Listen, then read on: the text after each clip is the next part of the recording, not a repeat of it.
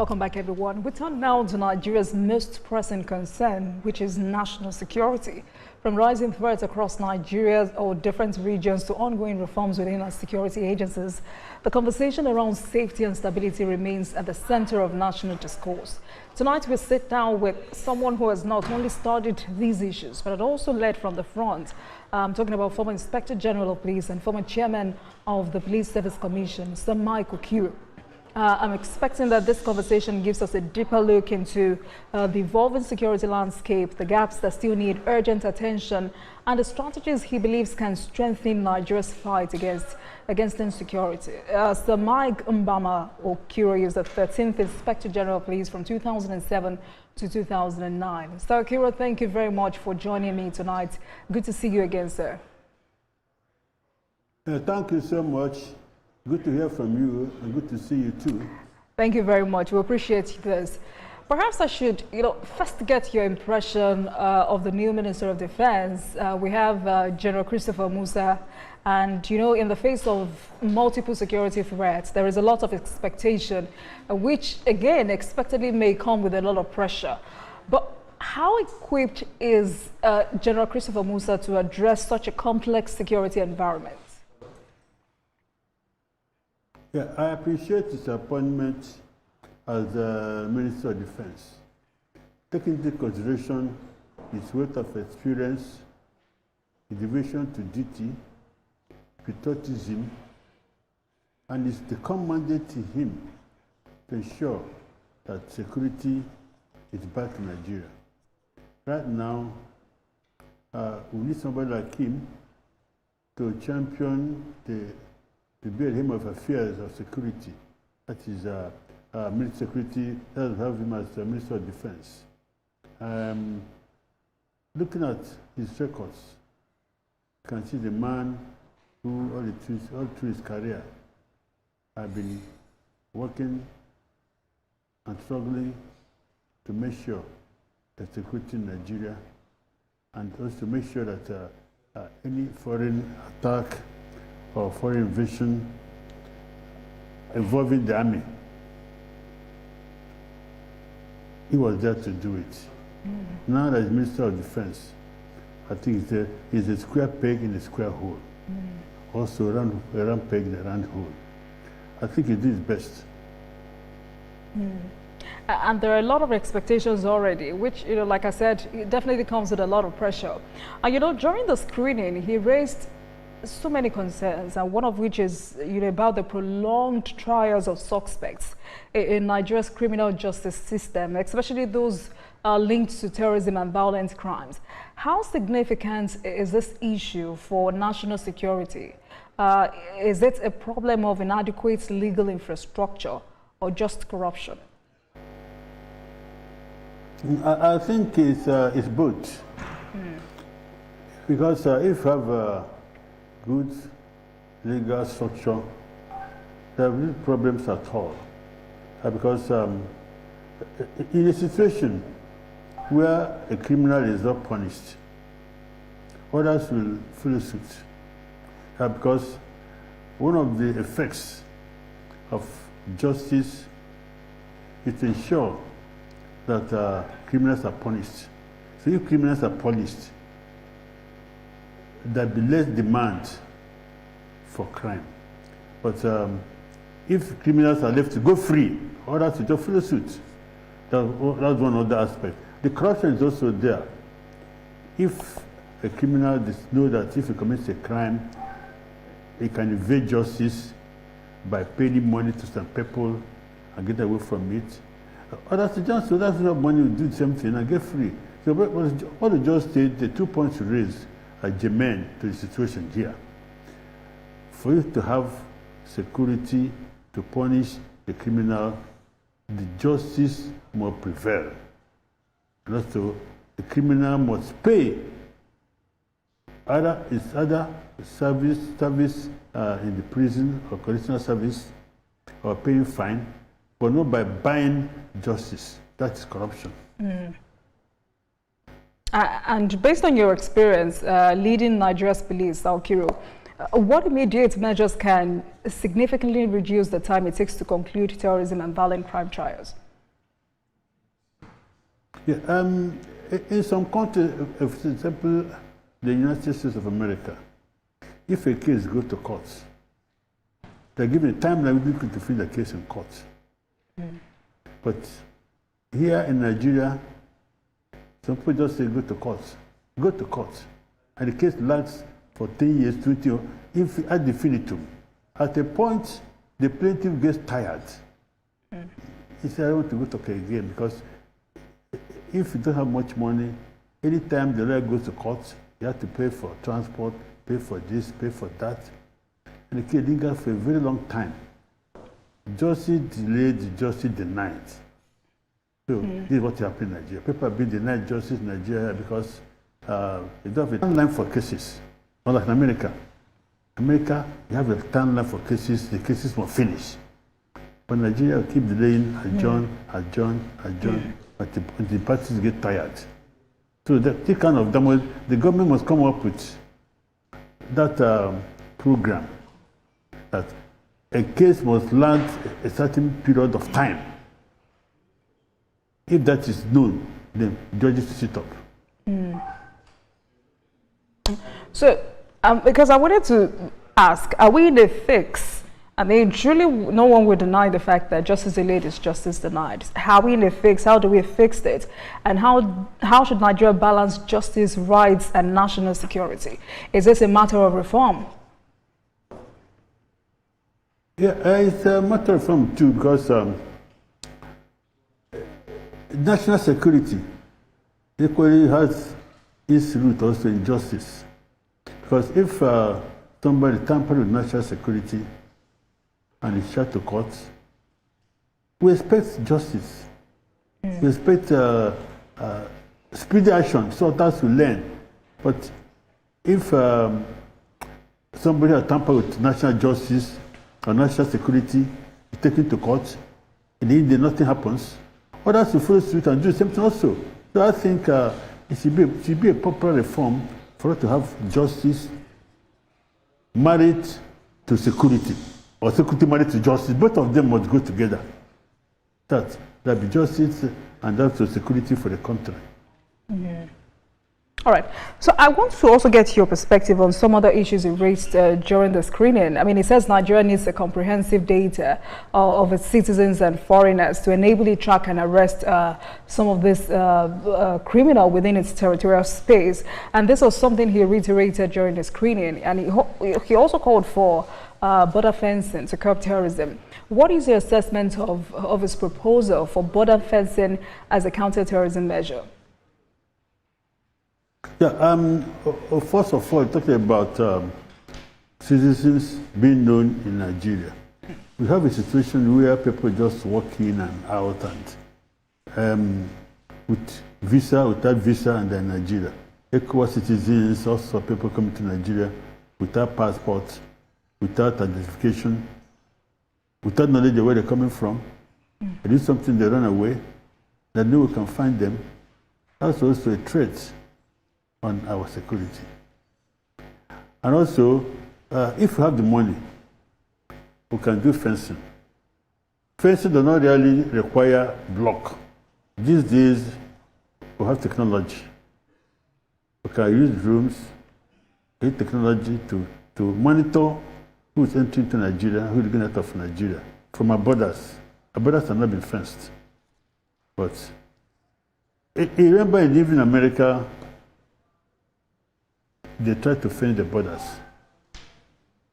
But Nigeria, I don't have that money to do it, but we can use technology to monitor people entering Nigeria and prevent people. With technology that know-how cannot know who has entered Nigeria and change them. So fencing and people knowing people who are entering Nigeria from where and where they're going to is really essential for us to check insecurity. Because if we leave our borders free and open and porous, so criminals can be come in and go out. There's no way we can check that. So government really has to do something on protecting our borders. All right. Very serious. And I was not sure if he was talking about technology. I mean, as at that time, I think he was talking about physical fencing. And I'm particularly asking you this question because, you know, on this program,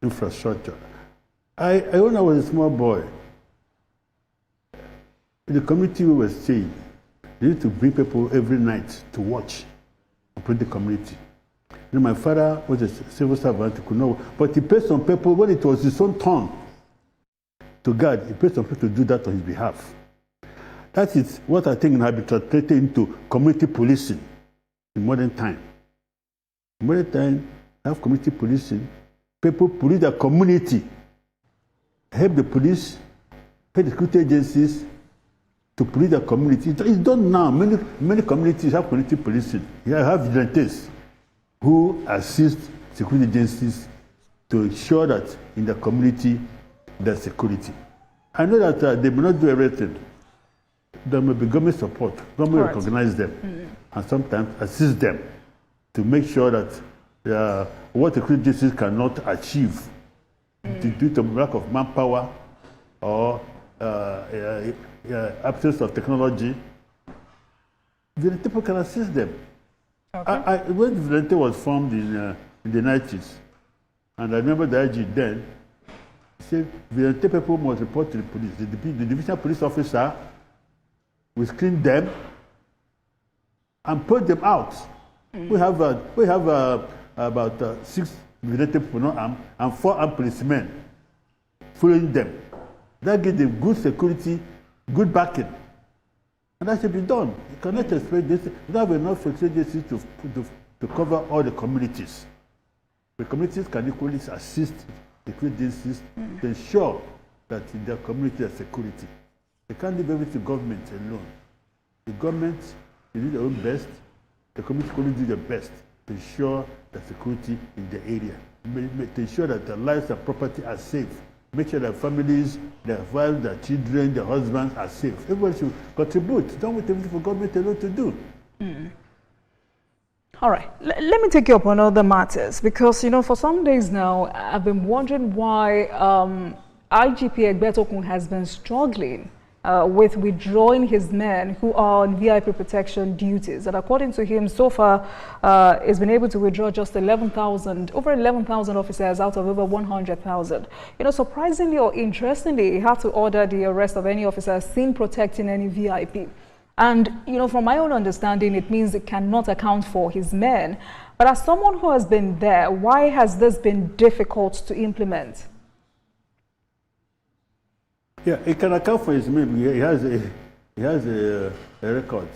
Everybody is attached to somewhere or working somewhere. Every policeman has a record of where he is. Unless if he's dead, he wiped off from my records.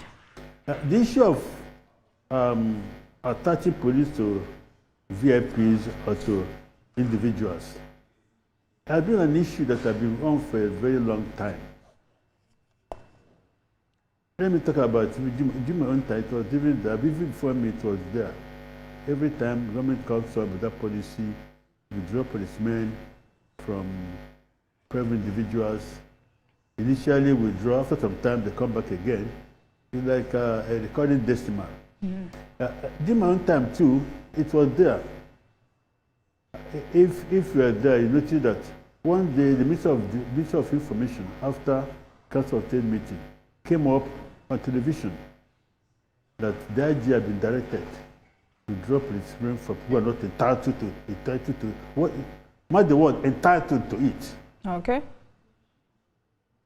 Then I got a directive from Villa that should drop policemen from people who are not entitled to it. And now made a list of all the people who are attached policemen to the Villa. The first one said, sir, this is the directive he gave to me. This man was a chairman of the party. He's no longer there, but he had policemen with him. Should I withdraw them? This man is a businessman. He contributes a lot to the economy of the state. He's not a government official. Should I withdraw the men from him? So what exactly is the challenge, Okiro, what exactly is the challenge with the implementation? If it was hard for you to withdraw these men, it looks like it's very hard for the current IGP to also do same. What exactly is the challenge? No, I'm trying to explain things. Okay. I'm trying to explain things. Then the president has got to use my initiative. I came and I pulled it down. Other people to go. But to at that time, there was no civil defense. So now I have the civil defense in action. So what the president said can be effected. If police people are to be withdrawn, because right now, police officers don't even, in those days, you have to have policemen work on the street on patrol. Okay. You have to see policemen on police vehicle patrol the town. Now you don't see policemen again. And rather did they patrol the town on foot patrol, no more foot patrol. Now they have vehicle patrol. With this order from the government, from the president, the police can now come back to do rudimentary duties. Leave out the duty of protecting VIPs. The civil defense, as the president has said, I think that's in order. And you know, I mean, there seems to be some little difference because it's a very serious task for the president as we speak.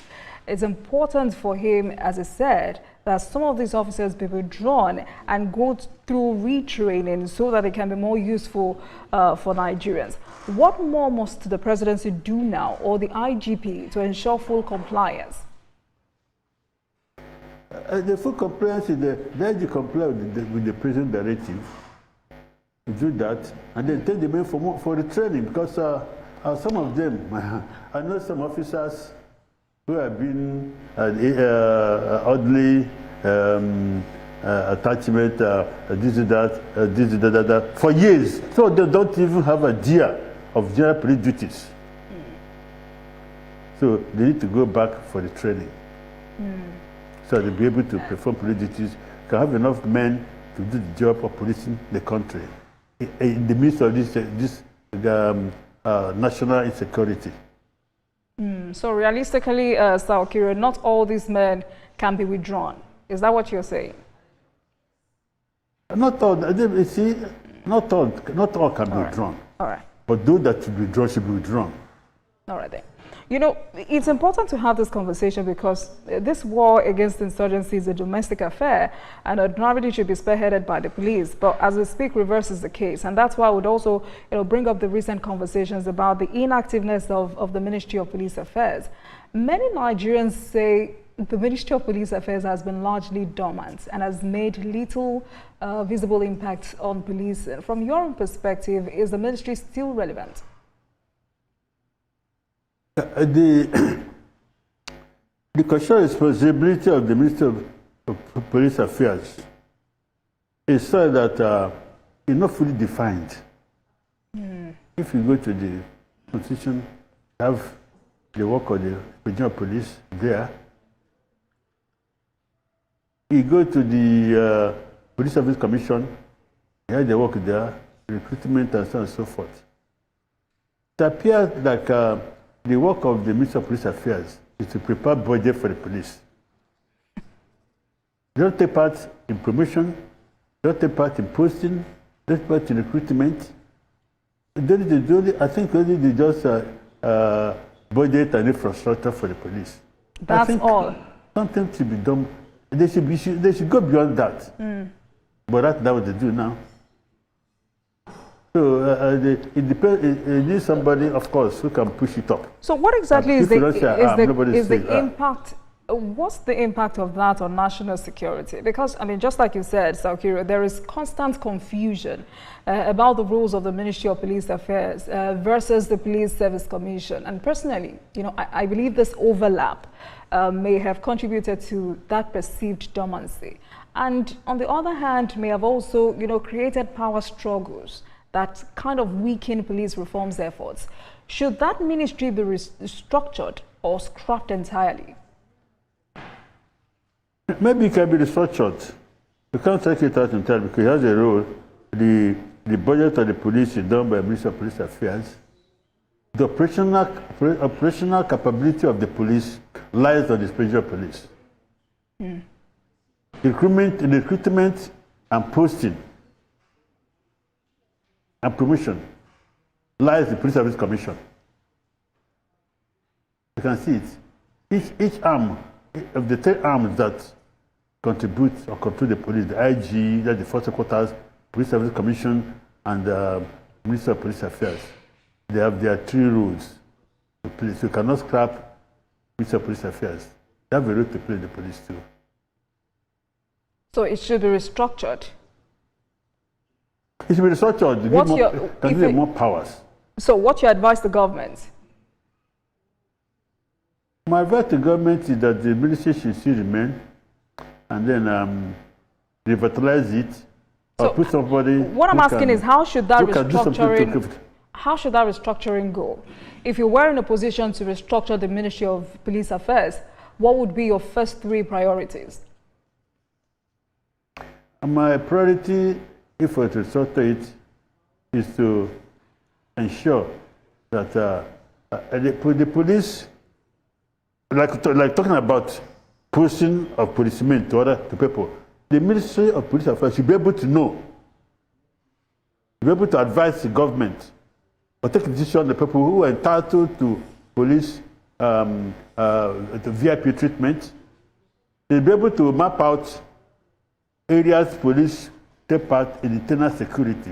Of course, the issue of internal security is the responsibility of the police, but it should be strategized so that the police know it is their duty. Their duty is not just to investigate cases and be entitled to VIPs. They should know that they are the front runner, first port of call on internal security, the police. So this is an area that police affairs will be saddled with. You should know that internal security is the responsibility of the police. So these areas can expand and restructure the police affairs ministry and they will be able to do for security of this country. Right. Maybe before we get to expansion and restructuring, let me ask you this question, sir. Is it true that governments may have, knowingly or unknowingly made the police irrelevant? One, because it takes a lot of funding and capacity building to make the police be at the forefront of this battle we're talking about. And again, late disbursement of operation funds. The other day, my guest was confirming to me that operational funds for this year, 2025, has not been released. And this is December the 5th. Has the federal government from time past been intentional about keeping the police, proper funding of the police? You use the word knowingly or intentionally. I want to say both. Or maybe let me rather use the word unintentionally. Because no president, nobody who runs the country to allow insecurity to prevail in its government. But if you look at the history of the police, right from time, since the beginning of democracy, police have been taking several steps backwards. The thing have been seriously underlined and underlined by government. Let me start from recruitment. Between 1995 and 1999, there was no recruitment in the police. That was why President Obasanjo came. When he came in, he gave order that a certain number of police should be recruited every year. Unfortunately, they couldn't meet up because there were no place. Even the training institutions were moribund. They could not meet up that target, whatever they tried. Then, when I was IG, I found that 10,000 policemen were retrenched. So many police officers, many police stations were closed down because of lack of manpower. I had to bring them back when I was IG. At the Police Service Commission, I found that for 5 years there was no recruitment. Police lost 59,630 personnel due to retirement, death, disaster, and so on and so forth. For 5 years recruitment, and that number was lost. I had to write to the president. And I said, look, most police stations are closed down. And I said, in Nigeria, you have graduates, young men and women, holders, who are roaming the street without job, going to crime because of no job. Yet, police was understaffed. I said, sir, I cannot understand this. I wrote a mail to him. And I approved 10,000 per year for the police. We did the first one, second one. Another president came. Changed it from 10,000 to 6,000. And to me, it sounded ridiculous because the United Nations prescription is 1 policeman for 400 people. And you know, the United Nations headquarters is in New York. Naturally, you presume that order must be environmental. They look at the environment where they're operating. New York police is well armed, well equipped, and even the New York itself, the streets are well laid out. The numbers are written evenly, unlike in Nigeria. When I was in Lagos, let me take you back a little bit. When I was in Lagos, there was robbery in London Avenue. And a DSP led the team to Avenue. He couldn't find the number 43. He woke up and they couldn't find the number. He had to stop. He started pretending. They picked where number 43. Then the people were asking where the robber themselves, they shot him. In New York, the numbers are written linearly. If you enter inside the patrol vehicle, put on the line, you're reading the line. So if United Nations can say it should be 1 policeman for 400 people, then I feel like it should be 1 policeman for 100 or even 20 or 50 people. Unfortunately, they don't have that number. Yes. So the point I'm making is that the number of policemen going down, I wouldn't say it is intentional or lack of knowledge that made our rulers not employ police people so that the rate went down. Like I said earlier on, do you see policemen on patrol walking on the street, 2 or 3 of them together with arms? No. Right. Most police stations are closed down because of lack of manpower. Not talk of equipment, even manpower.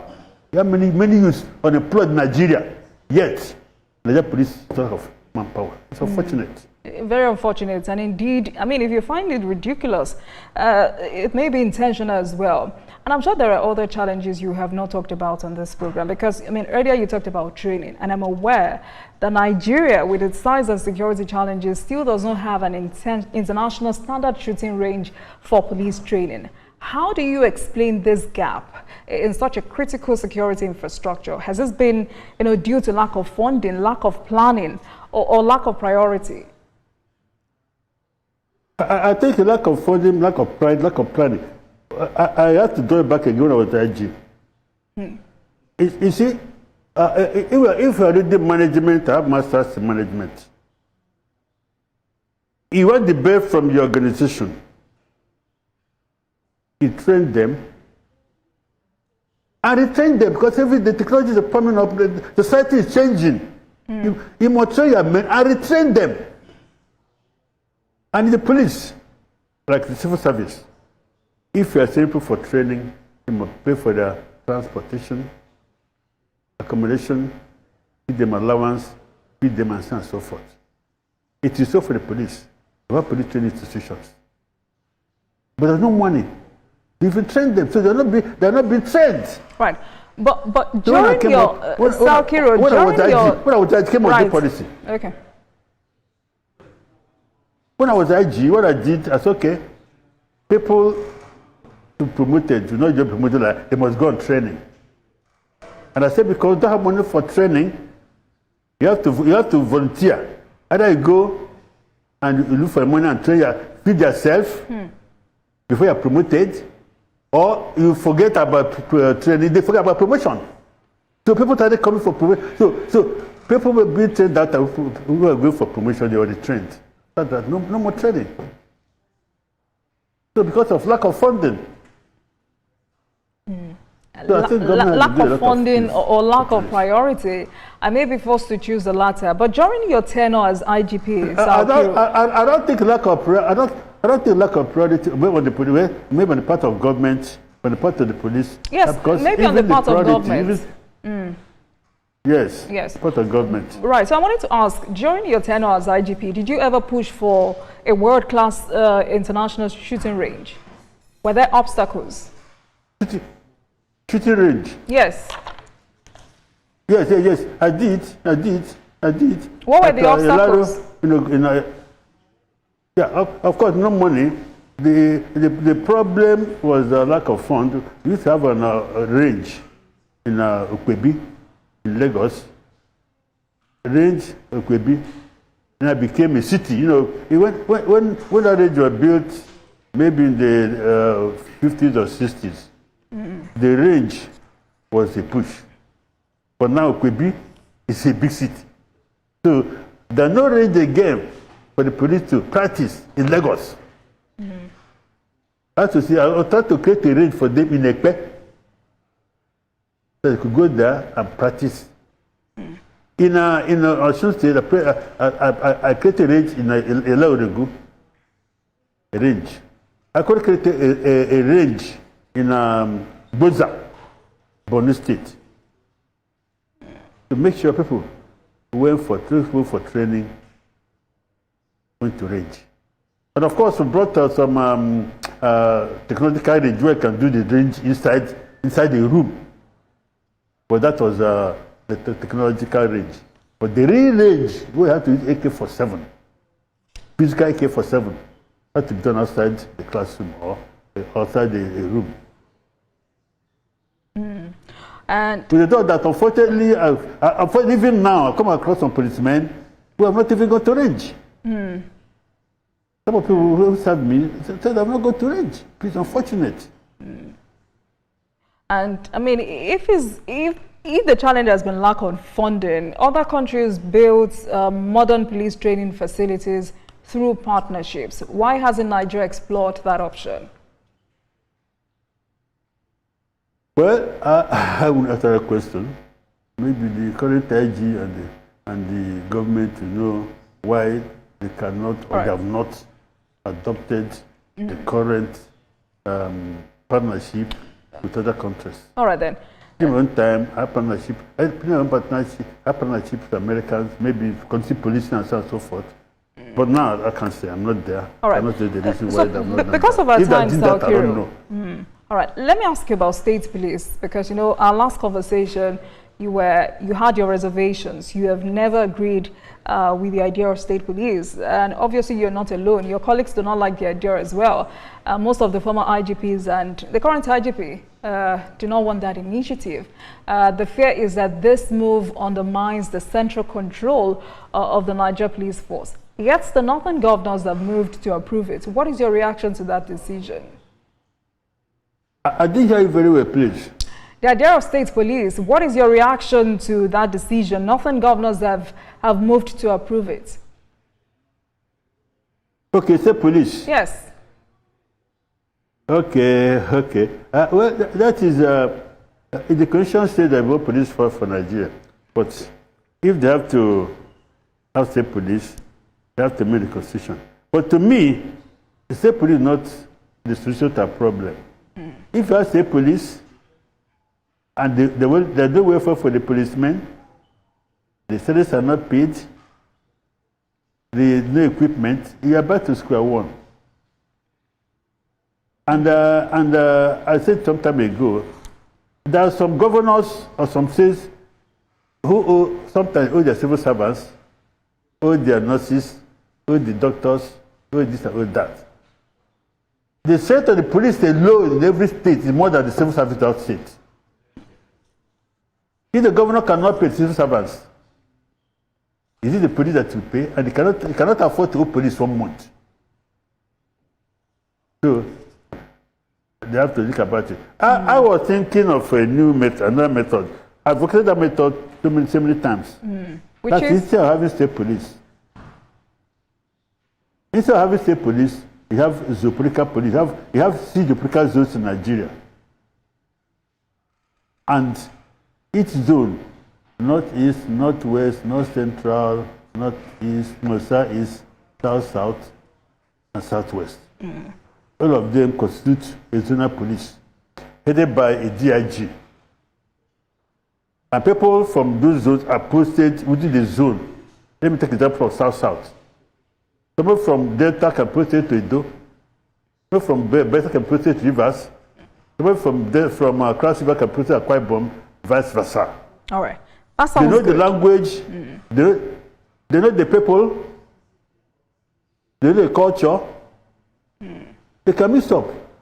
It sounds if you have one Nigeria police now, you can put somebody from Kano to Bayelsa, constable. All right. But for now, but for now, the conversation is centered around state police, and we'll see what comes out of that. But of course, national security matters as important as it sounds, and we'll continue to have this conversation till we get it right. Thank you so much for speaking with me tonight. Former Inspector General of Police, former Chairman of the Police Service Commission, Sir Mike Okiro. Thank you very much for your time. Please have a great evening. Thank you. Thank you so much. I wish it were longer. Thank you. We'll have this conversation some other time. Thank you so much, sir. Thank you. Thank you. And thank you very much for watching, everyone. That marks the end of today's episode of Politics Tonight. But before we go, let's tell you that the views and reactions of our resource persons are theirs and have no connection with TVC News. Meanwhile, you can watch the repeat broadcast of this episode at 12:30 a.m. Get in touch with us on our social media handles, Facebook, Instagram, and X at TVC News NG and at Olajumoke. We're using the hashtag Politics Tonight. We're also on YouTube at youtube.com/TVC News Nigeria. I'm Olajumoke Olatunji. Good night, everyone, and have a great weekend. Good night.